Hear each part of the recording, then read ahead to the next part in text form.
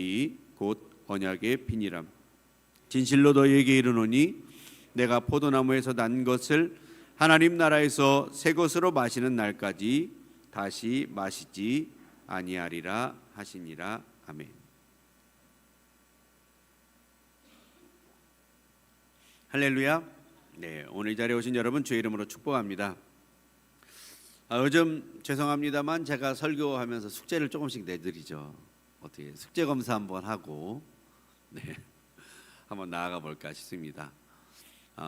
여러분 혹시 한 주간 세상의 빛과 소금으로 잘 사셨는지, 그래서 지난주에 좀 이야기 드렸죠. 엘리베이터 복도에서 인사했는가? 나는 좀 해봤다. 지난주보다 훨씬 많아지시네요. 네, 감사합니다. 제가 지지난주에 한번 하잖아요. 그러니까 이번 주는 좀 덜 어색하더라고요. 네, 그런 걸 좀 느꼈습니다. 이번 주에 좀 인사를 이렇게 그렇다고 막 안녕하세요 이렇게까지 못하는 분들도 있어요. 근데 그러면서도 이렇게 좀 목례를 하면서 쭉 이렇게 계속 인사를 해 나가는데 확실히 조금 더 편해졌다. 이 내 스스로의 편함이겠죠, 그죠? 네, 어쨌든 함께 해주셔서 감사드립니다. 그래, 하루 3번 기도하기 난 해봤다. 한번 손 들어 보십시오. 하루 3번 기도하기. 아유, 감사합니다. 네, 감사합니다. 여러분 3번 기도하시면서 빛과 소금으로 살아가시길 주님의 이름으로 축원합니다. 또 이번 주에는 지난주에는 또 이제 예배 그리고 기도 이거에 대해서 한 번 더 말씀을 드렸는데요. 새벽 기도나 이렇게 해서 내가 본 교회 우리 교회 새벽 예배에 참석하는 것도 있겠지만 뭐 내가 주변에 있는 교회 아니면 가정에서라도 내가 이 기도 시간에 동참했다 하시는 분 있으면 한번 손 한번 들어보실까요? 기도했다. 네, 이건 별로 없으시군요. 네, 한 주 더 해야 되나요? 이렇게 좀 어떻게 보면 여러분들을 부끄럽게 만들기 위해서 하는 것이 아니라 좀 한번 돌아보고 나 혼자 하는 것이 아니라 같이 하는 사람들이 있구나라는 것도 느끼게 되고, 그리고 또 이런 부분들을 우리가 말씀을 작은 것부터 실천해 나가면서 말씀에 대한 순종을 우리가 훈련하는 것이라 생각하시면 될 것 같습니다. 그래서 여러분 하나님 말씀을 여러분 잘 따르시고 순종해 나가시는 저와 여러분 되시길 주의 이름으로 축원합니다. 오늘은 이제 유월절에 관해서 또 성찬에 관해서, 유월절과 성찬은 또 뗄 수가 없죠. 그래서 유월절은 또 성만찬이 있었던 어떤 부분이 있고 유월절 만찬이라고도 하는 그 만찬과 예수님의 성만찬이 또 이제 겹치는 부분이 있다 보니까 이렇게 유월절에 대해서 성만찬에 대해서 이야기하고자 합니다. 여러분 유월절이라고 하는 거 들어보셨나요? 유월절. 유월절이라고 하는 절기는 이스라엘 역사 속에서 가장 중요한 순간을 기념하는 매년 열리는 그러한 만찬입니다. 예수님 오시기 1000년 이상 전에 이스라엘 백성들이요 애굽 왕 바로의 노예로 비참한 삶을 살았습니다. 그런데 하나님은 바로의 고집을 꺾기 위해서 그리고 이스라엘 백성들을 구원하시기 위해서 애굽에 10가지 재앙을 보내십니다. 근데 참 놀랍게도 9번의 재앙에도 이 바로의 고집이 꺾이지 않더라고요. 우리는 하나만 큰일을 맞아도 참 이게 어떻게 할까 그러면서 바로 확 주저앉고 무릎 꿇고 이런 경우들이 있을지 모르겠지만 이 바로는요 9번이나 그렇게 재앙을 당하면서도 얼마나 완고했던지 고집이 꺾어지지가 않습니다. 하지만 결국 마지막 재앙에 바로의 고집이 꺾어지죠. 그런데 이 마지막 재앙이 잘 보시면요 바로에게만 아니면 애굽에게만 내리는 재앙이 아니었습니다. 이 재앙은요 모두에게 내리는 재앙이었어요. 유대인들이라고 해서 그냥 넘어가주는 재앙이 아니었던 것입니다. 죽음의 사자의 어떤 재앙인데 마치 우리 인생의 죽음과 같아요. 여러분 우리 모두에게는 죽음이라고 하는 인생의 재앙이 찾아오죠. 하지만 이 재앙을 피할 수 있는 사람은요, 아무도 없습니다. 우리는 누구나가 죽음을 만나게 되고 빠르든지 늦든지 결국에는 우리는 이 죽음의 재앙을 만나게 되어주는 것이죠. 근데 어쨌든 그것과 같이 하나님께서 죽음의 사자를 보내는 어떤 재앙을 하는데 그 재앙을 피할 수 있는 방법이 없는데 하나님께서 그 재앙을 피할 수 있는 한 가지 방법을 알려주셨는데 그게 무엇이냐면 바로 유월절 어린 양을 잡아서 그 피를 자신의 집의 문설주에 바르는 것이었습니다. 그래서 그날 이 피를 문설주에 바른 집은 죽음의 사자가 그냥 지나갔지만 그렇지 않은 집은 아들이 죽는 일이 벌어졌습니다. 그러니까 어떻게든 양이 죽든 아들이 죽든 죽음의 사자는 꼭 죽음을 요구했던 것을 보게 됩니다. 하지만 어린 양의 대속물에 그 피를 바른 그 집은 죽음이라고 하는 것에서 넘어가 구원을 받는 역사가 일어난 것이죠. 그래서 이 유월이라고 하는 말은 유월, 넘어간다라고 하는 그런 뜻을 가지고 있습니다. 그래서 영어로 유월이라고 하는 것은 pass over라고 하는 단어가 쓰였습니다.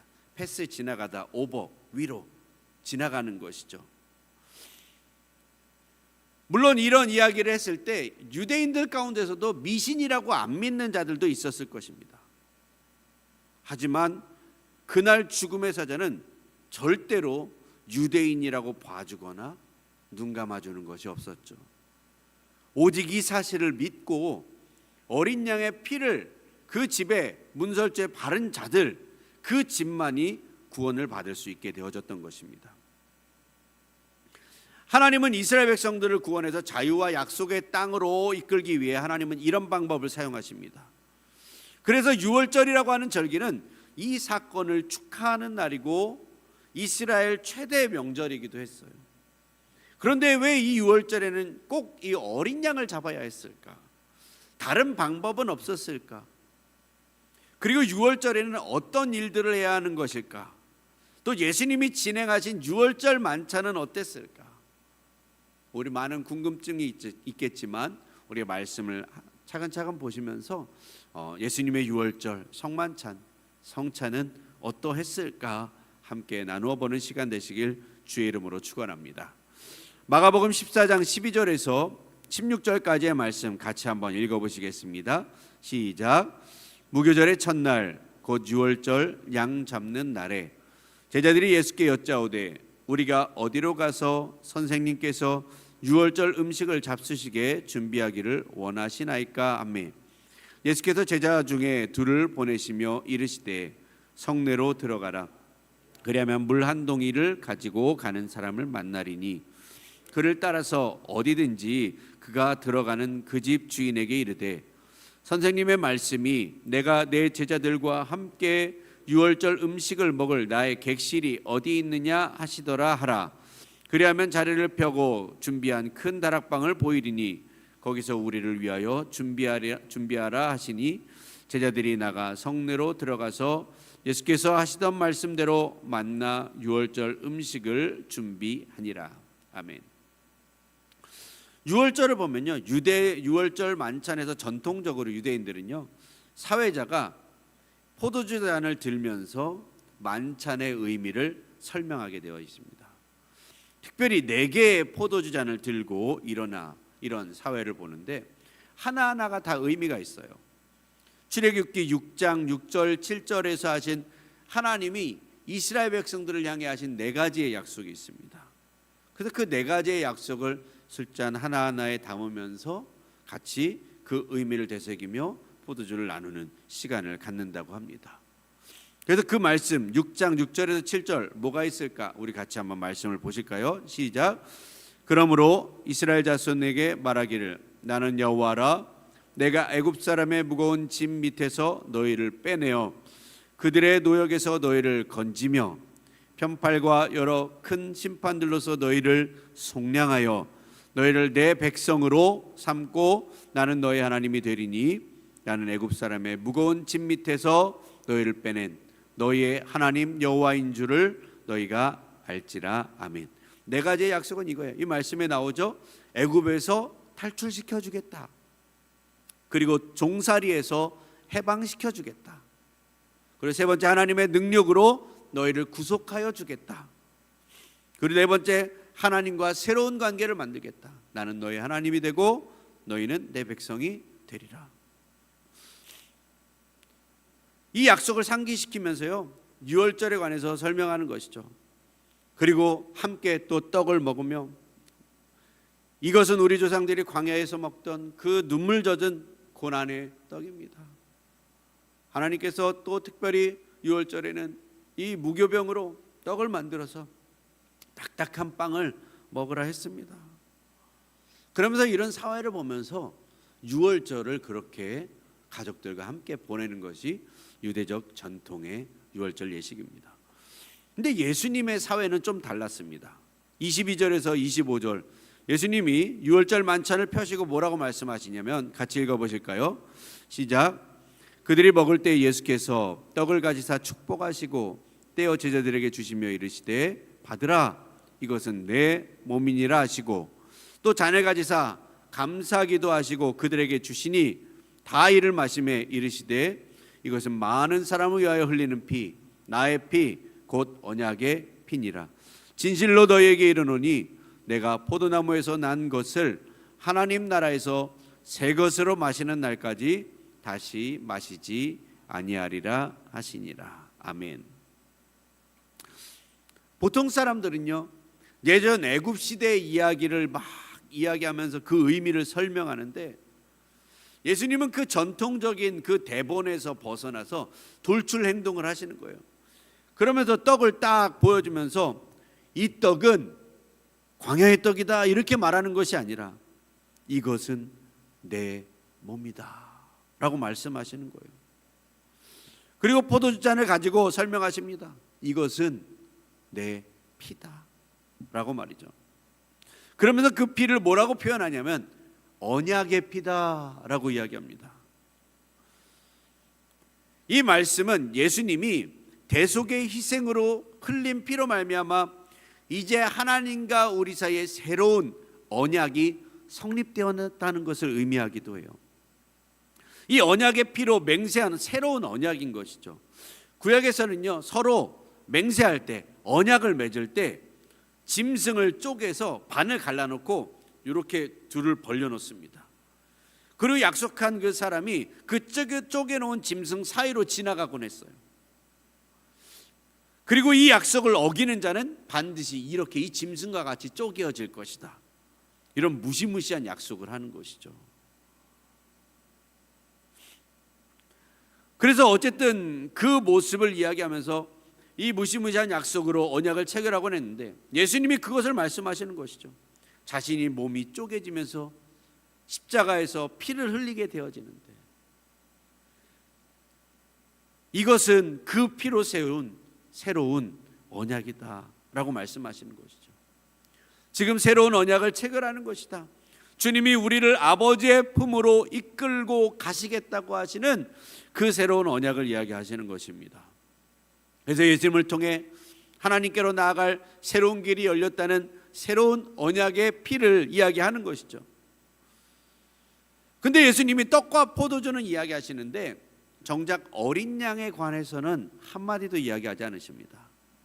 왜냐하면 어린 양, 죽어서 문설주에 피를 뿌려져 발라야 하는 그 어린 양이 바로 본인이셨기 때문입니다.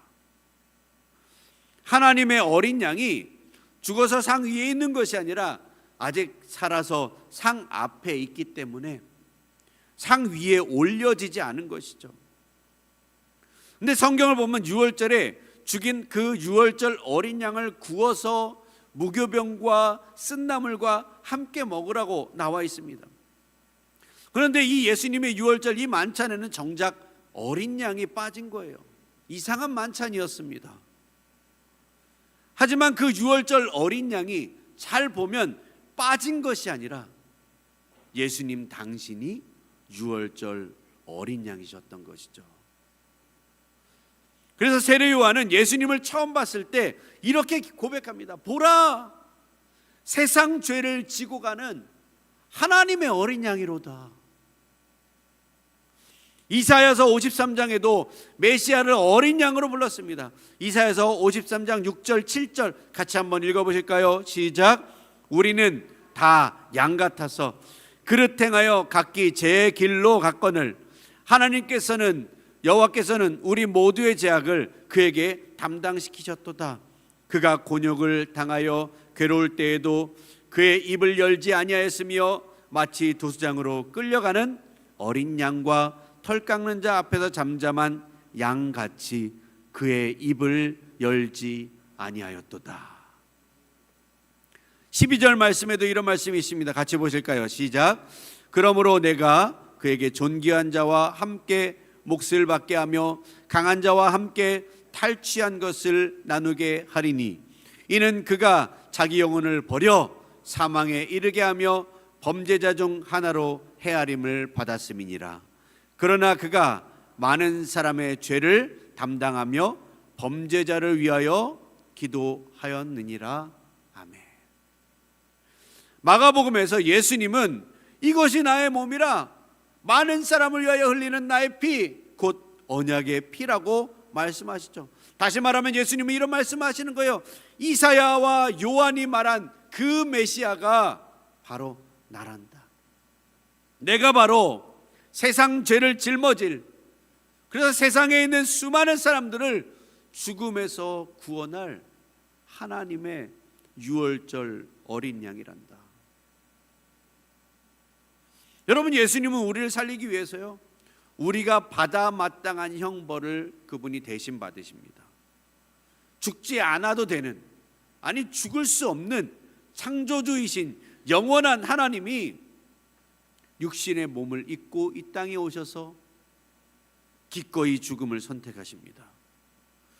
그분은 죽음이라고 하는 끔찍한 고통의 형벌이 우리를 넘어가도록, 유월하도록, 패스오버하도록 스스로 그 모든 형벌을 받아들이실 만큼 우리를 사랑하셨습니다.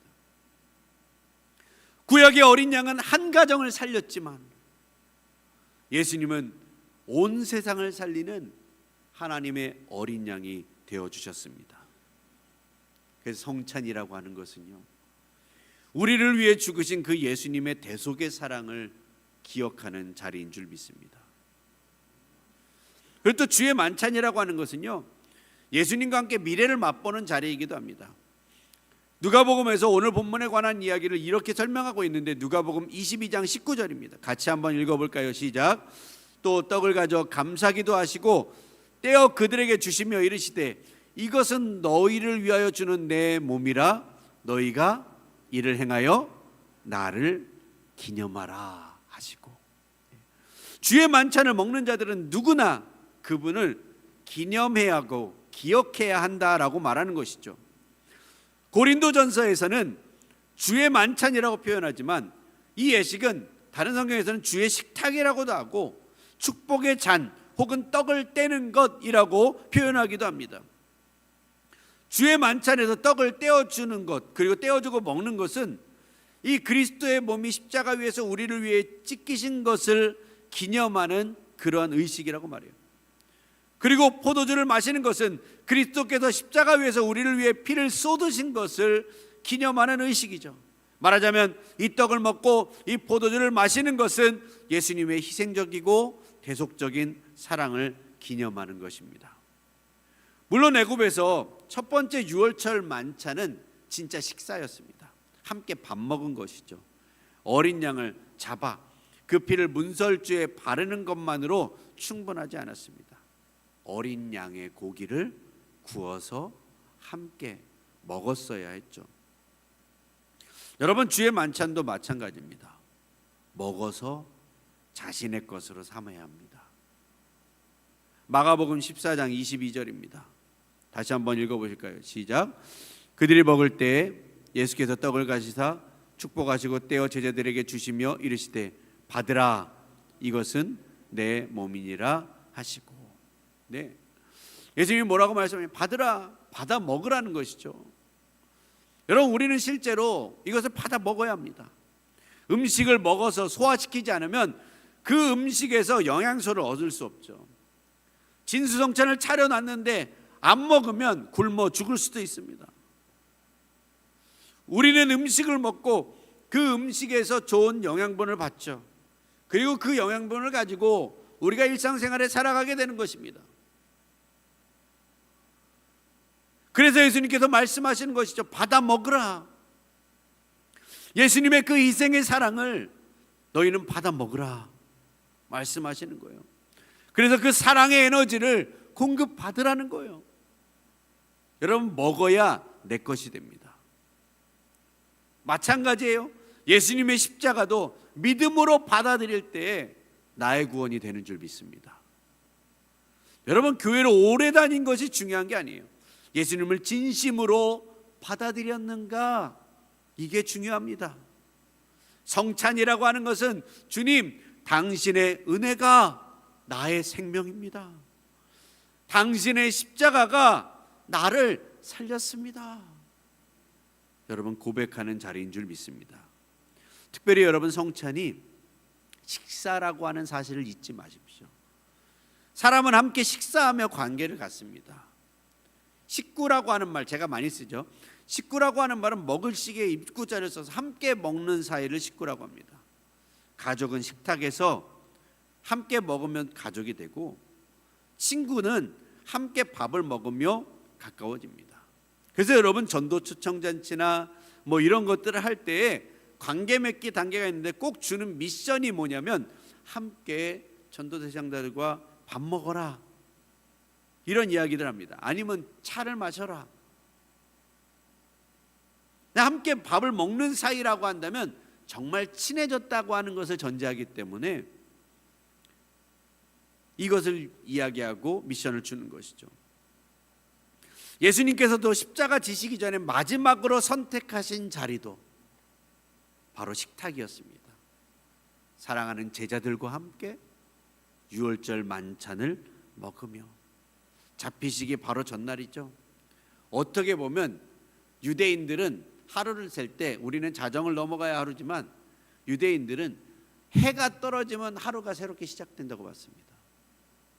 그러니까 유월절 만찬부터 예수님이 빌라도 법정에서 이제 겟세마네 기도하고 빌라도 법정에서 십자가 지시까지 하루 안에 일어난 일이다 라고 생각하시면 돼요. 그 시작이 무엇이냐면 제자들과 함께하는 식사였다는 것입니다. 금요일 새벽 예수님이 겟세마네 잡히시기 전에 마지막으로 함께하신 그 식사 자리, 주님은 그 마지막 순간에도 제자들을 모아서 유월절 만찬을 나누셨죠. 유월절 만찬은 원래는 가족들이 모여서 함께 식사하는 자리입니다. 그런데 예수님은 육신의 가족이 아니라 제자들과 함께 이 식탁에 앉으셨습니다. 왜일까요? 그것은 바로 예수님께서 새로운 가족을 만들고 계셨기 때문입니다.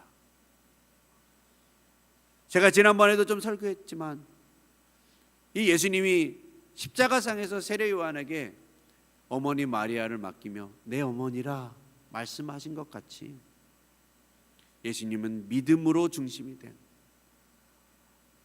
예수 그리스도가 머리가 되어지는 믿음의 공동체, 믿음의 가족 공동체를 만들길 원하시는 것이죠. 여러분, 교회는 같은 취미를 가진 사람들이 모이는 공동체가 아닙니다. 예수님의 피로 하나 된 가족 공동체인 줄 믿습니다. 나이도 다르고 성격도 다르고 환경도 다르지만 우리는 같은 떡을 먹고 같은 잔을 마시는 한 가족인 줄 믿습니다. 그래서 성찬이라고 하는 것은 그리스도 안에서 하나됨을 확인하는 자리인 것이죠. 저는 여기에서 좀 무언가 이번 주에 적용점을 좀 하나 여기에서 가져가면 좋겠다는 생각을 좀 했습니다. 함께 식사하는 공동체. 우리가 주일 점심 식사를 매월 주 1회 합니다. 이것을 작년에 주 2회로 늘리자 이러다가 잘 안 됐어요. 그래서 실패했습니다. 그래서 지금 이제 매월 주 1회 하고 있습니다. 그럼 나머지는 어떻게 할까? 식사 당번을 만들고 하는 것도 좋겠지만 좀 저 스스로 할 수 있는 적용점 이렇게 생각해 봤습니다. 담임 목사와 함께 식사하기. 네, 이런 거 한번 해보면 어떨까? 줄여서 말하면 담함식. 네. 담임 목사와 함께 좀 식사하면 어떨까? 여러분 저 밥 좀 사주십시오. 예배 마치면 함께 식사하는 공동체를 좀 만들어 가자. 왜냐하면 저도 이제 성도님들과 식사하고 이런 교제들을 자주 나눴어야 되는데 좀 이렇게 제 개인적으로 마음 좀 어렵고 힘든 부분들이 있다 보니까 이런 것들을 좀 많이 못했어요. 그러다 보니까 좀 멀어진 관계들이 많이 생겼지 않았을까. 그래서 그것들 좀 회복하고 진짜 함께 식사하는 공동체로 식구가 되는 그런 교회로 나아가야 하겠다라고 하는 마음을 들어서 저에게 좀 한번 이렇게 적용을 해봤습니다. 그래서 여러분 제가 밥 사드릴게요. 뭐 이렇게 말해도 꼭 사주시는 분들이 많아가지고 그렇지만 또 어쨌든 뭐 부담 갖지 마시고 함께 또 식사할 수 있는 그런 관계들 만들어갔으면 좋겠다 생각합니다. 만찬이라고 하는 것은요, 천국 잔치를 미리 맛보는 자리입니다. 예수님은 말씀하십니다. 내가 하나님 나라에서 새 것으로 마시는 날까지 다시 마시지 아니하리라. 여러분, 성찬은 과거를 기억하는 의식만은 아니에요. 옛날에 하나님이 이루어졌다 이것만을 바라보는 것이 아니라 미래를 바라보는 소망의 식사인 줄 믿습니다. 첫 유월절을 먹었던 이스라엘 백성들이 이제 애굽을 떠나 약속의 땅으로 우리가 간다고 하는 그 소망을 품는 마지막 애굽에서의 식사가 유월절이기도 했었죠. 오늘 우리도 마찬가지입니다. 우리는 죄의 종으로 이 죄의 종에서 하나님의 자녀가 되었고 이 땅의 삶을 지나 하나님 나라를 향해 우리는 나아가고 있는 줄 믿습니다. 언젠가 저 하늘에서 하나님 나라에서 어린 양의 혼인잔치가 열려지게 될 줄 믿습니다. 그날 우리는 주님과 얼굴을 마주하며 함께 한 식탁에 앉아서 영원한 만찬에 참여하게 될 줄 믿습니다. 그래서 지금의 성찬은요, 그날을 미리 맛보는 식사인 줄 믿습니다. 말씀을 맺습니다. 사랑하는 성도 여러분, 주의 만찬이라고 하는 것은 단순한 종교의식이 아닙니다. 만찬은 대속의 희생을 기억하는 자리입니다. 만찬은 예수님을 믿음으로 받아들이는 자리입니다. 또 주의 만찬은 새 언약을 확인하는 자리입니다. 또 주의 만찬은 한 가족됨을 확인하는 자리인 것이죠. 마지막으로 주의 만찬 곧 성찬은 천국 잔치를 미리 맛보는 자리인 줄 믿습니다. 주님은 만찬 자리에서 십자가를 설명하셨고 십자가에서 만찬의 의미를 완성하셨습니다. 오늘 우리도 그 주님의 식탁 앞으로 나아가서 그 사랑을 기억하고 그 사랑을, 그 은혜를 받아 먹고 그 나라를 소망하는 그런 세비성도들 되시길 주님의 이름으로 축원합니다. 우리는 이 땅에 살면서 늘 아쉬운 이별을 경험합니다. 사랑하는 사람을 먼저 떠나보내기도 하죠. 이 땅에서 질병으로 고통받기도 합니다. 눈물 흘릴 일도 많습니다. 그러나 성찬을 할 때마다 우리는 기억해야 합니다.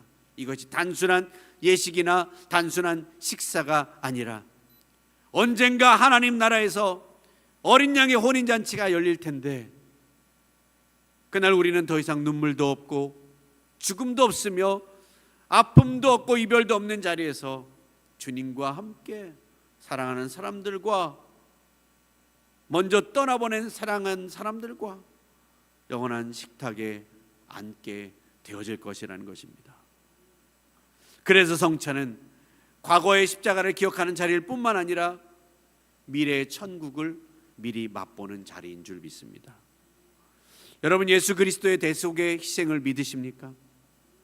그렇다면 약속된 하나님 나라에서 영원한 만찬에 참여하는 그날 여러분은 주님과 함께 영원한 사랑을 누리며 하나님 아버지의 아들로 상속자로 영생을 누리며 그 식탁에 함께 앉아 영원한 행복을 누리는 우리가 되어지리라 믿습니다.